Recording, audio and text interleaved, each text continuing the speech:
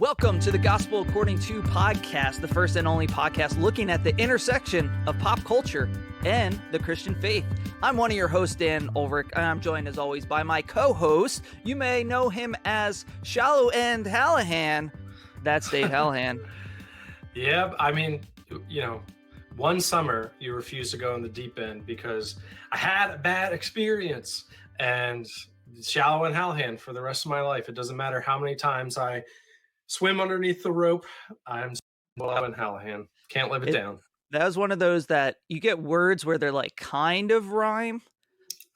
If you're a rapper out there, you know, where you got to kind of fudge it a little bit. Shallow End Hallahan. Shallow End Hallahan. Eminem could do it for sure.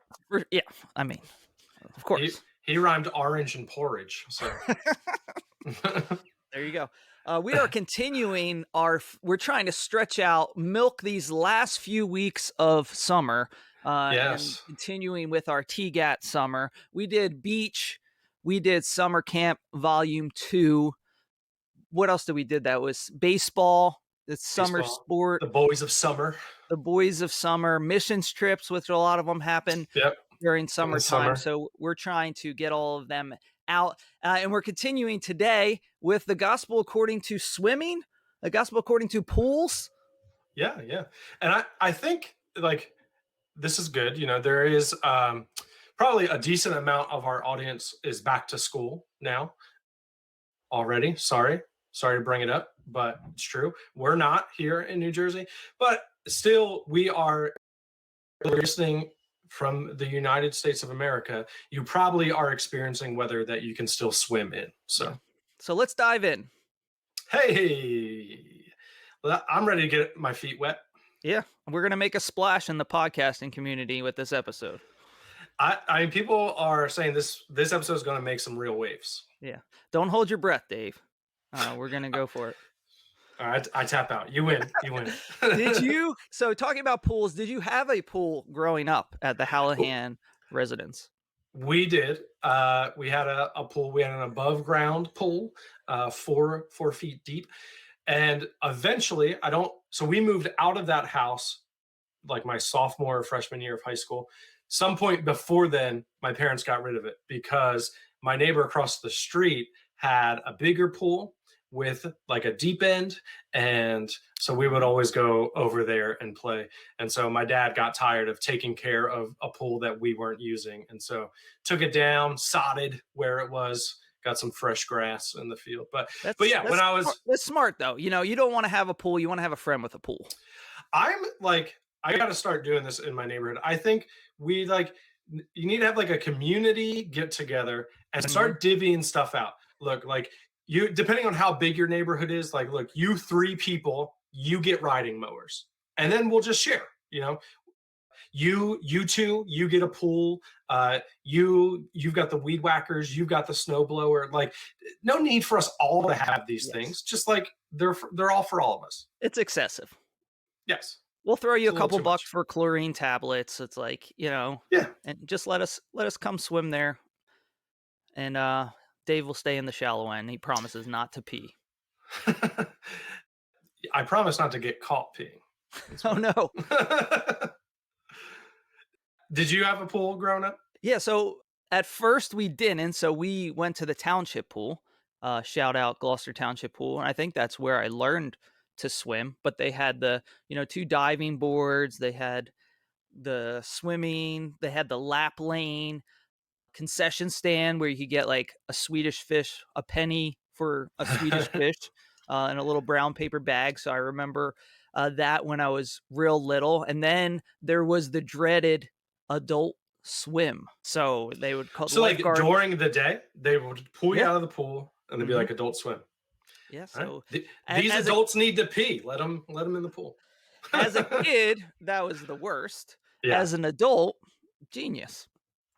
Brilliant.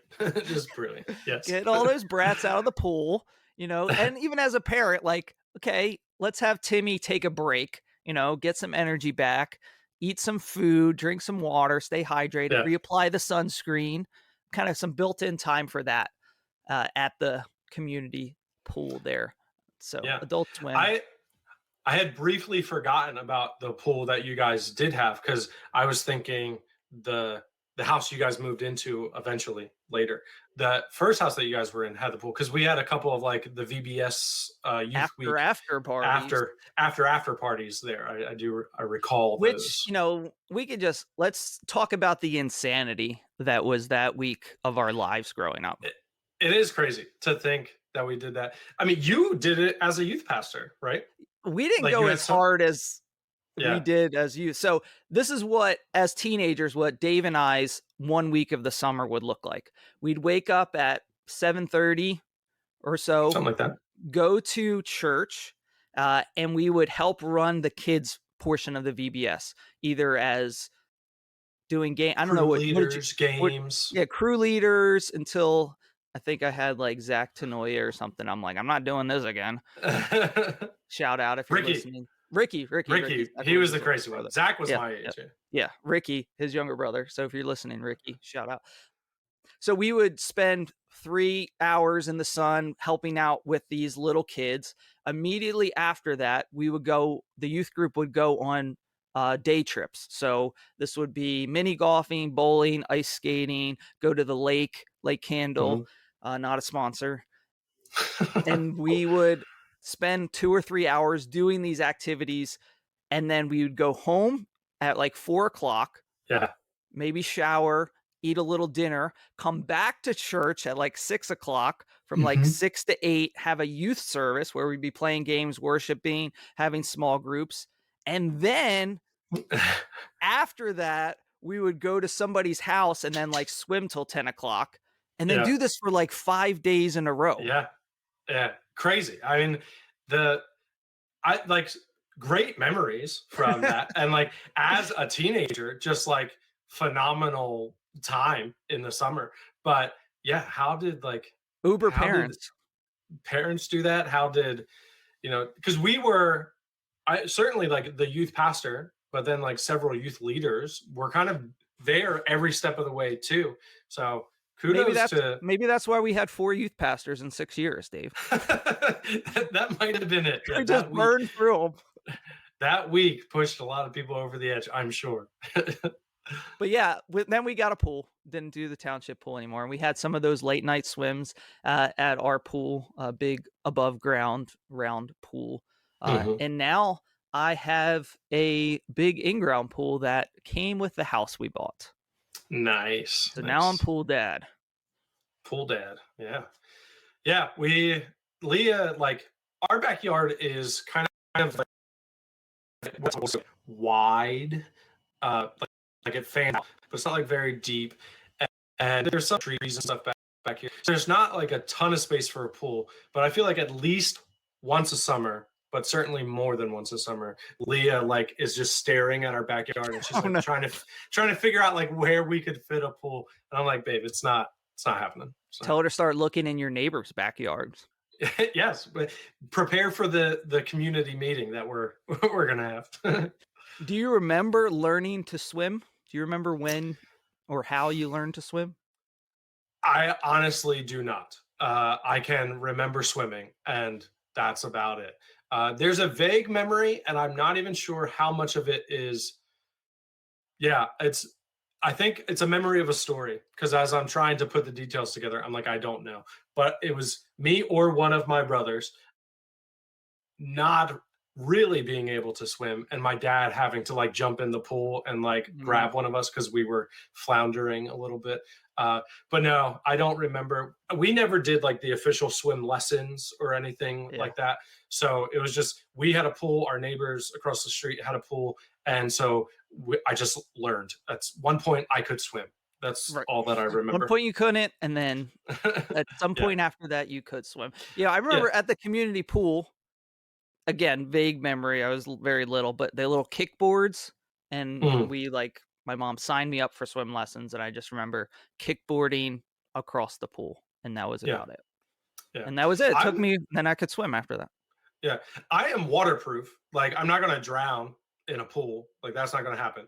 But I'm still not like a strong swimmer. Like I don't have like I like holding my breath underwater. Like I'd much rather plug my nose. I can do it without plugging my nose. I'm an adult, so I suffer through it. But I'd rather plug my nose. If it weren't for the Oh. shame of plugging my nose, I would be a nose plugger. You were a nose jump in the pool, hold your nose guy. Yes, I was. I Uh, was. how are you Yep. doing a cannonball then? You do one nose plug, and then you hold your legs with the other With one. the other arm? Oh, Yeah, yeah, okay. yeah. My one daughter, Iris, we always say she was the water baby. We live by the Jersey Shore now, and when we first were about to move here, she, like, loved the Bay Beach. We would go there, and she'd, like, splash around, and then we got a little pop-up pool in our backyard, and she taught herself how to swim. She Mm. willed herself how to swim, when she was, I don't know, 3 or something, because she didn't want us to hold her in the pool, and she Right. didn't wanna wear a swimmy in the pool, and Yeah. so it was like, a 3-foot pool, so she would, like, stand with her tippy toes on the ground and her head, like, perched up towards the sky, and Yeah. then eventually learn to h hold her breath, and it would scare people at pools. Like, we would go to places because she was, like, tiny, and she would Right. put her face in the water and then swim, 25 feet to the steps, like, after Yeah. she jumped in, and people would be like have this concerned look on our face and, like, start to point to us, and we're like, "No, she knows what she's doing," but she wouldn't lift her head up until she got to the steps, and so I think she conditioned herself to be able to Yeah, hold her breath for a long that's time, funny. but Yeah, basically she loved the water, willed herself how to yeah, swim, and that's funny. can swim to this Yeah. day. Well, and she had 2 older sisters, Yeah, so so I she's bet trying to be like them, emulate that them. probably played a part in it, yeah. Yeah, my wife, Julie, is a famous swimmer. Did you know that? Oh, I didn't know that. She has an award at Southern Regional High School named after her. Oh, wow. There's the Julie Tate Swimming Leadership Award, Okay. and S up a until a couple leader. Yeah, up until so she was like a 4-year swimmer, like, right when they started the program, and up until 2 years ago, she still held the points record, for Southern Regional High School for most career points, Nice. and she might still be in 2nd now. I don't know if anybody has come closer. Yeah, so Yeah. well, that's it. So, I mean, I'm kind of famous now I because mean, you did start the first and only podcast about pop culture and Christian faith. that's right. Do you have so do you like hanging out in the pool? I don't remember this during the beach. Are you a pool guy, beach guy? You're a beach guy, right? I do like the beach, but I like the pool too. Both I'm down. favorites? Both favorites, both. Play play half game, get full snow cone. No, yeah, I'm down for the pool or the beach. I think they're both pretty cool. The beach, as a parent, the beach offers more distraction for my kids. Like they can play in the sand. Whereas like if we're in a pool or at a pool, they're probably gonna want me in the pool with them and like dragging them around. If not me, then maybe I can like sucker a grandparent or two into it. But they want someone with them. Whereas if they go into the ocean, of course I'll be with them. But like they can just play in the sand or something. So for that reason, maybe I prefer the beach. But I'm about the pool. I'm cool to just like chill and in the water, out of the water, whatever. If you're not a parent, and you want to know what it's like to be a parent at a pool, this is what it's like to be a parent at the pool. Hey, Dad, look at this. Dad, look at me. Dad, watch this. Dad, are you watching? Are you watching? Watch this. Watch this. Can you watch this? Watch this. Look what I can do. Watch this. That's Yeah, being a I parent. we got like we were actually just at the pool yesterday, and Nora was throwing stuff to me, but and like I would throw it back, and there are these weird like little splash ball type things, and I like went to go get some that had like gone past me or whatever, but she wanted to throw more to me, and so then she was like, "Daddy," and like that was like the rest of the time. That's how she was saying it. I'm like, Nora, like you need to stop. Like we're not doing that voice right now. Oh. Do you have any favorite pool games? I mean, like as a younger kid, like Sharks and Minnows was great. Marco Polo also great classic. Um, but then as you get a little bit older, I mean, pool basketball has to be like the goat, right? We have At many the a pool McCutcheon pools? basketball. Yeah, at the Matucci pool, Brian Young. Yeah, I mean, it's hard to deny that he was the greatest pool basketball player of all time. He was the Shaquille O'Neal of pool basketball. Yes, yeah, the last real big man, Brian Young. Yeah, the game has changed since then. Now there's just a bunch of Yeah, kids shooting from the steps, three-pointers. Steph Curry ruined pool basketball. But yeah, we would have these vicious where it was basically like wrestling to put the ball in the net. Like the American Gladiators game where you Yes, just yeah. take the ball and then you have to put it in the hoop. It was that inside, the shallow end of the Matucci pool. And we would be done and you'd be like sweating in the pool. Be Yes. like in Yep. the pool, surrounded by water, but you're just like hot and sweating. There's like scratch marks all over you Yeah. from just It's like, being where do you go to cool off from pool basketball? Like, what do we do here? We've really pigeonholed ourselves. But yeah, like or just now that you're older, just throwing a ball. Like something magical about being in the pool, tossing a football, tossing a tennis Yeah. ball with somebody else. Or I'm a big fan of just holding my breath. Just see how long you can hold your breath underwater. And I'm not a nose holder uh, like some other hosts of this podcast Who will not?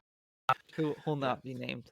I do like with both with our girls, and I'll play with Leah sometimes, where like one person closes their eyes, and then you like take them around the pool, and they have to guess where they are and which direction they're facing. That's a fun game. Leah, where are you? I'm drowning in the deep end, babe. But we had to do this emergency pod because it's been hard trying to enjoy. And one of the things about a pool is supposed to be relaxing, right? And it's hard to be relaxed when so many people just keep wanting to engage in conversation and ask Yeah. me, what's the gospel according to swimming? It was a little embarrassing because I said we were at the pool yesterday. We were at my in-laws' pool. They live in a community that has like a community pool, Mm, and so like they probably just wanted to have a nice peaceful day. But because I was there, everybody just kept coming up and they were like, "Hey, you're the guy from the First and Only podcast, right?" I'm like, "Yeah, that's me." And they're like, "What's the gospel according to this, the swimming pool?" mhm. So I struggle to answer. I'm not going to lie. So I'm curious to hear what you have to say. I can go back and report.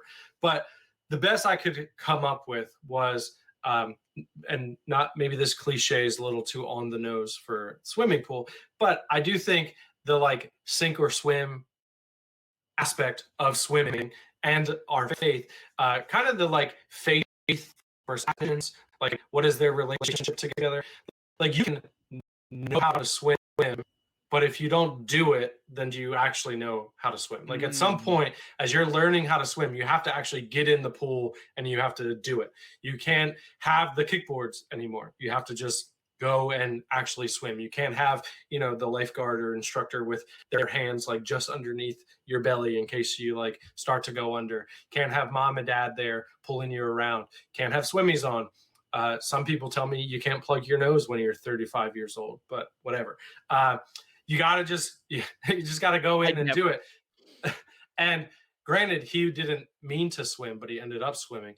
Peter, like getting out of the boat and walking on the water, I think there's a little bit of that to the pool aspect. Like you can sit around and be like, oh, swimming is fun, and you're just like outside of the pool, but you got to get in and you have to actually do it. And I think our faith is the same way. Like we can talk about, oh, I know these things about Jesus, or I believe these things about Jesus, but if you're not out there actually living like Jesus, then what good is that faith?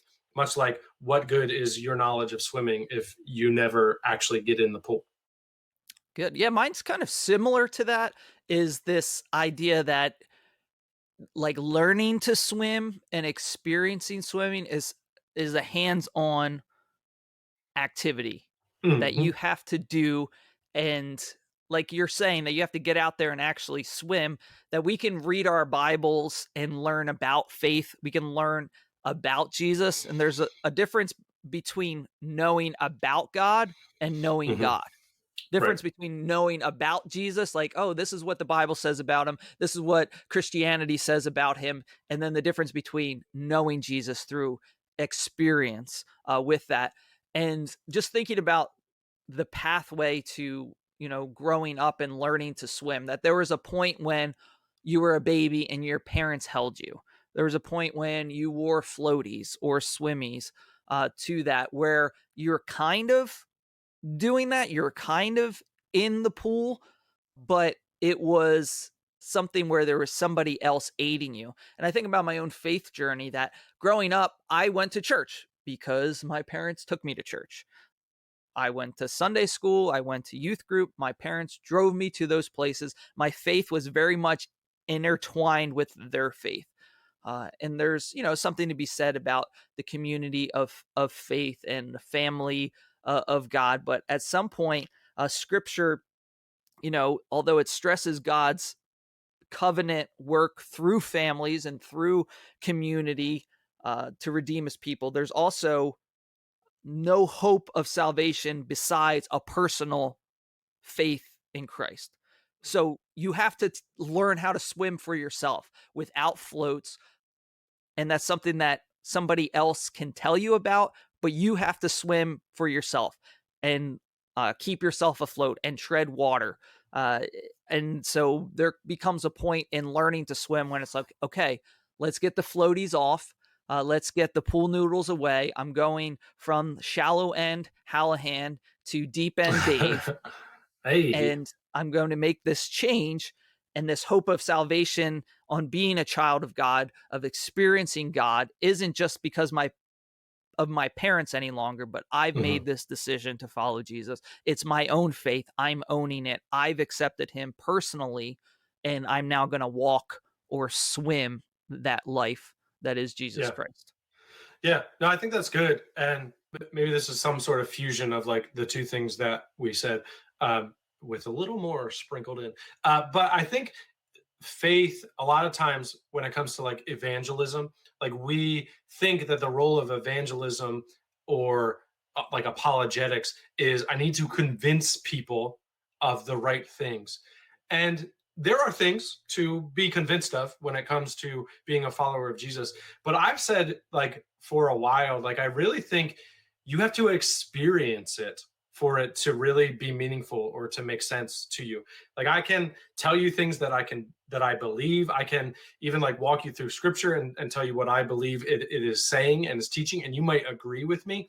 But really to follow Jesus, you have to experience what that looks like. You have to try it and you have to do it. And like I could sit around and tell people swimming is awesome. It's so much fun. And you might be like, no, I believe you. That's awesome. But until you do it and you're in the pool and figure it out for yourself, it's kind of it's pretty empty. And so I think like there is certainly a personal aspect to it, both swimming and our faith. But there's an experiential aspect to it as well. It's not just, yes, like I read a book about, I heard my friend tell me how awesome pool parties are, and I believe him. Mm. So I'm a pool party enthusiast now. No, like you have to go to the pool party. You have to actually get in the water. You have to experience it for yourself before it's actually yours. And so it's not convincing people that pool parties are fun. It's inviting people to experience a pool party and then allowing them to be changed by that experience. The kind of the fan versus follower, Yes. Yeah. Yeah. the things that's like, are you on the sideline saying, yeah, this is great, or are you experiencing yourself? And there's been times where you've probably been at pool parties where somebody didn't bring their bathing suit, or somebody's like sitting on the sideline, sitting on the side of the pool, like sweating, and you're like, Yeah. just go in the Dude, pool. come on. What are we Get in. doing? Get in. Come on. Like, what are we doing? Yeah. You're going to hell if you do not experience. Is that the sweating? That was that analogy. Oh, Dave, do you want to play a Yes. game?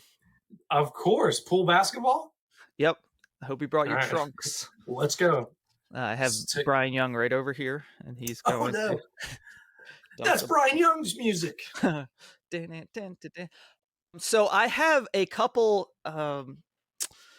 people from the Bible or events from the Bible, and Okay.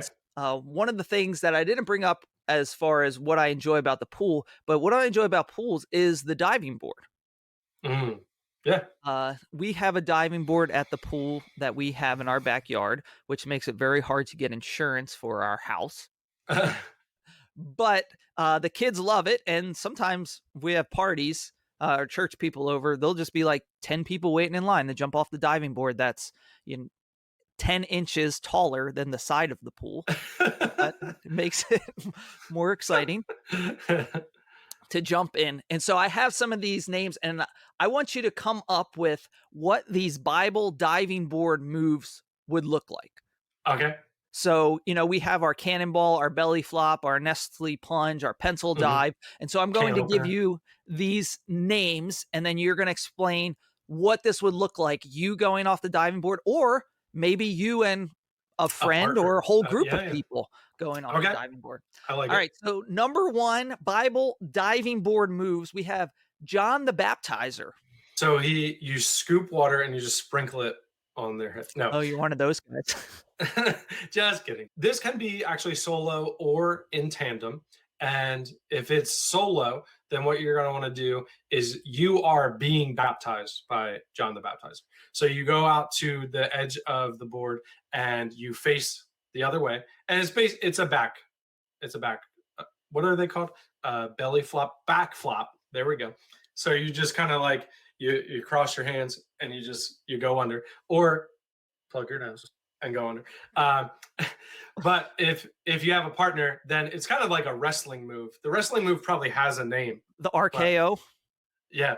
Well, no, you're not RKO, like a suplex. like rock bottom. Yes, yes, yes, yes, yes. Like a rock bottom. Okay. Yes. All right, we got there. Whew. All right, next one, Bible diving board moves, pillar of salt. Dave, how do you do the pillar of salt? So I think the pillar of salt is kind of like a fake out move. Okay. So you could even like bring in the Ron Burgundy, right? And you're like, I have a very important news bulletin. You run and you say cannonball, but then you look behind you and you don't do the cannonball, and you do like a pencil dive instead. Okay. Yeah, I was kind of thinking the same thing. Like you're running up all dramatic, you turn around, and then you kind of just freeze as you fall into the pool. Yeah.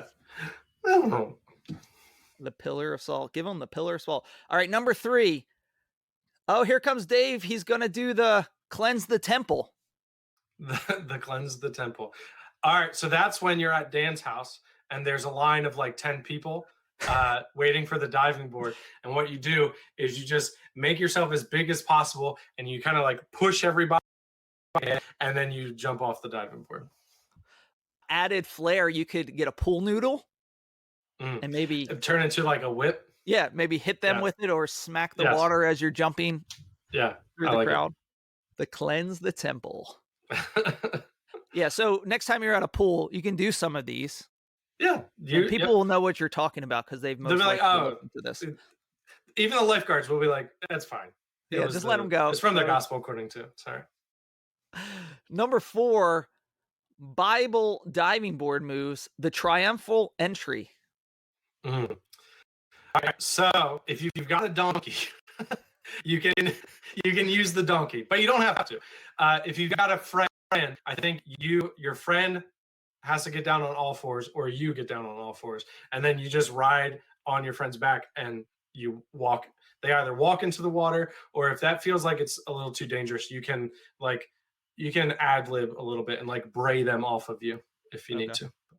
I was thinking you take your friend's towel and you lay it on the water in On front of the the diving board, and then oh, you on the water. yeah. So I mean, because you're jumping off the diving board, so Yeah, walk like over the diving board with it. I guess you could, and then walk across it. I was thinking like dramatic, Yeah, put it, and then I you get do it. a I get belly it. flop. You do a belly flop on it or something like that. Number 5, Revelation. Oh, Revelation. All right. This can take many different interpretations. Uh, uh.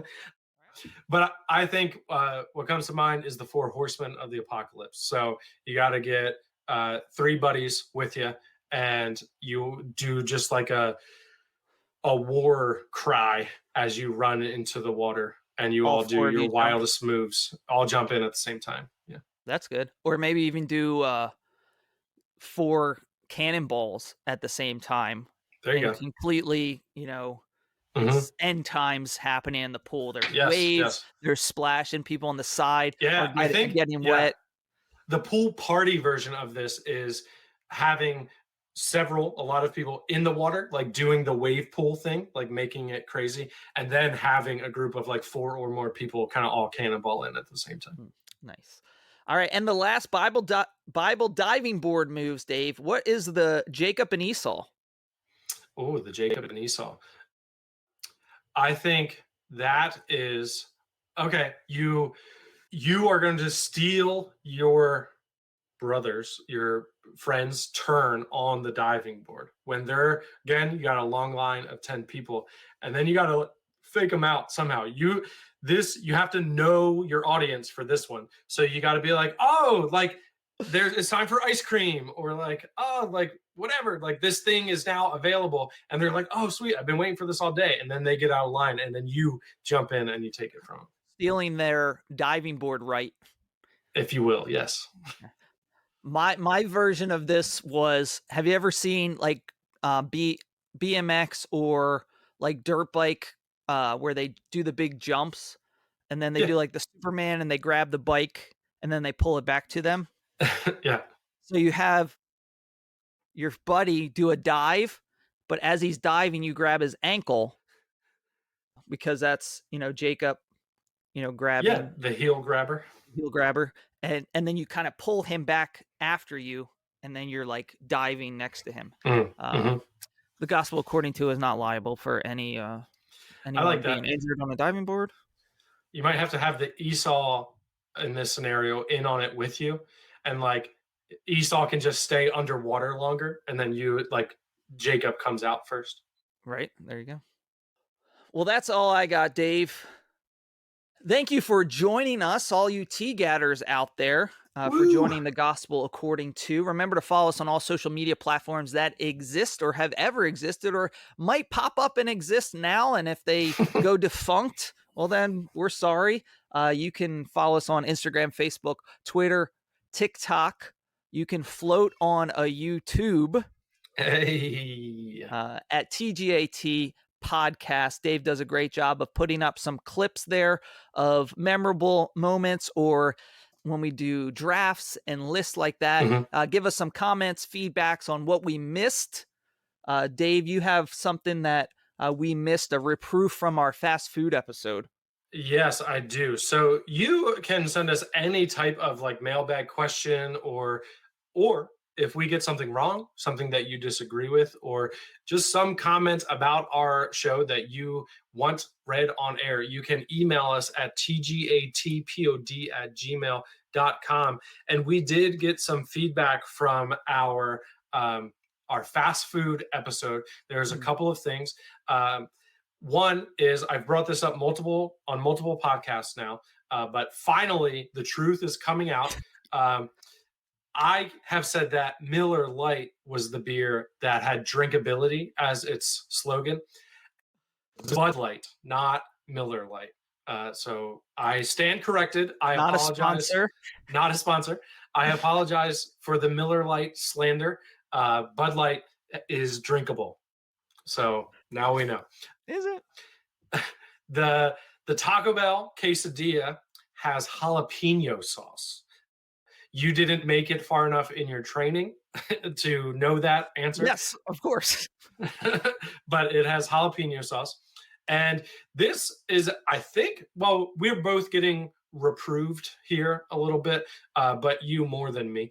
Our friend Scott wanted to let us know that my fast food item draft crushed yours, Yes. but he wants us to both to know that leaving the sausage egg McMuffin on the board while drafting multiple sets of fries that aren't McDonald's, or at least a McDonald's hash brown, is unsettling. So I will give you that your draft blew mine out of the water. Absolutely. As we were going through it, you were taking my next off the board, and I was in the draft room scrambling, trying to get Just several scouts reach after reach. several scouts have been fired from my team since then. But yes, but no, sausage is a tier 2, tier 3 breakfast meat. Give me pork roll, give me bacon all day before I'm eating a sausage patty on a breakfast sandwich, Scott. But if you are going fast food, I breakfast wasn't in my head at all, to be honest. Leah really likes the bacon, egg, and cheese on a biscuit from McDonald's. Um, it's good, but I have to be in the mood for it because like anything on a biscuit is just like extra dry. So it like takes all the moisture out of your mouth. But I wasn't like breakfast items weren't on my mind at all. The McDonald's hash brown, that is good. I will say I will reprove, or like I'm gonna retaliate with my reprove of Scott here, that I don't he is just he probably thinks McDonald's Sprite is better than other Sprites because he's going with the McDonald's fries thing. Like it's not 1997 anymore, Scott. Like we've got better fries than McDonald's. Grow They're up. overrated. Grow up, guy. Yeah. And we're talking breakfast food. We live in the Northeast here, New York area. I'm getting a fresh baked bagel, pork roll, egg, and cheese Yeah, before I'm going to McDonald's any day of the week. Come on. that's fair. What I are we was doing? I was going to call you out for saying New York over Philadelphia, but then you went bagel, and I was like, okay, that's why. He wants people to know we've got good bagels here, so I'll allow it. Yeah. And so, Philly's got good bagels too. It's true. We It's true. we got good bread. Thank you for sharing the gospel according to with your family, your friends. Share this, even if you think we're wrong, share it and let other people know. Thank you for sharing it with your family, your friends, and even that kid that keeps splashing you in the face with water, even though you tell him multiple times to stop, Darren. Yes. And do your part in obeying the Great Commission by helping us spread the gospel according to podcast. One very easy way to do that is by leaving a 5-star rating and review wherever it is that you listen to It's free. podcasts. Come on. It's free. It takes about as much time as a cannonball. So It might take more time to not give us a 5-star review than it's taking think to of how do it. much time you've wasted not giving us a 5-star rating and review. But be sure to leave your own review. We will happily read that here next week on your favorite Hump Day podcast. This was the gospel according to the swimming pool.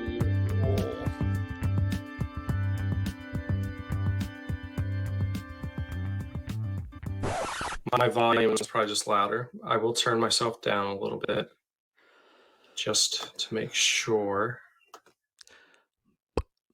Gotta nip it in the bud, Yep, nip it in the butt. Right in the butt. In that bud. All right, take 2. I promise not to get caught peeing. I can do it without plugging my nose. I'm an adult. And then it gets wrapped around your head and you die. Wow, that took a turn. We'll see you next I might have episode, to guys. cut that out. I'm going to cut that out. Bud Light is drinkable. So now we know. Is it?